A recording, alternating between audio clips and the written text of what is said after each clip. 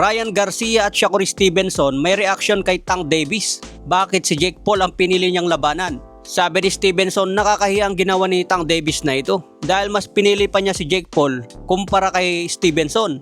Matatandaan, matagal nang nag-aamon si Stevenson kay Tank Davis pero hindi pumapalag ang kampo ni Davis. Ganon din si Ryan Garcia, ang boxing daw ngayon ay parang WWE na. Pang entertainment na lang mga tol, wala nang totoong laban. Para sa mata ng tunay na boxing fans, walang kwenta ito.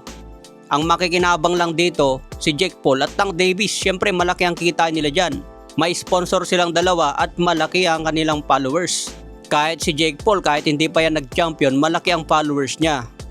Ganon din si Tank Davis. Kapag pinagsama ang kanilang followers, marami rin mag-aabang. Manonood na lang siguro ang mga tao dahil gustong makita kung ano ang mangyari. Pero syempre marami na naman ang nagsasabi, scripted ang laban. Walang mananalo. Baka nga ang gagawin ni Tank Davis dyan, magtakbo-takbo lang eh. Pagkatapos ng laban, syempre, bakasyon na. Kumita na ng malaki. Yung mga fans na nanood, syempre gumastos para manood ng laban. Sa bandang uli, si Tank at Jake Paul ang nakinabang. Kaya bad trip din si Stevenson sa ginawa ni Tank Davis. Sa dami ng pwede niyang makalaban ngayon sa lightweight o kaya super lightweight. Pero sa ibang fans mga tol, okay naman ito kasi sayang yung pagkakataon opportunity na kumita ng malaki.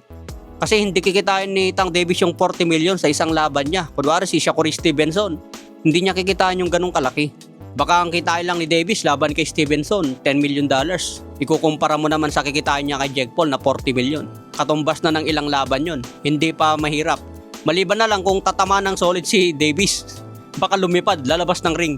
Naglabas ka ng isang video si Jake Paul pinaglaruan si Tank Davis. Ano na naman kaya ang script na gagawin ng dalawang ito para ma-hype ang laban? Sabi rin ni Lamon Roach mga tol, alam na daw niya na ganito ang mangyayari. Nag-post siya na pato si Davis. Ducking daw ang ginawa niya sa rematch dahil alam ni Tank Davis na mahirapan siya kay Lamon Roach. Kaya ngayon naghanap na ng kalaban si Lamon Roach.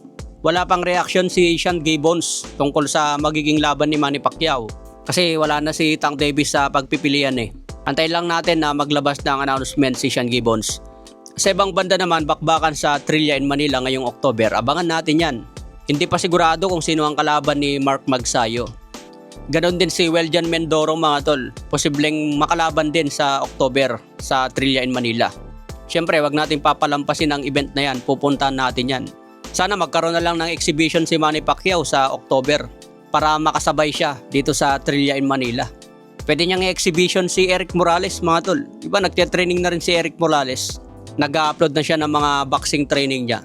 Pwede niyang imbitahan si Eric Morales sa Pilipinas. Exhibition fight lang para magkaroon lang ng hype dito sa Trillia in Manila. Kasi kung sila Magsayo, Weljan Mindoro, Pedro Taduran, Melvin Jerusalem, kung sila lang yung mapapalaban, medyo kulang Kailangan nandyan si pambansang kamao Manny Pacquiao sana. Kahit exhibition lang. Okay mga tol, so abang na lang po tayo ng next update.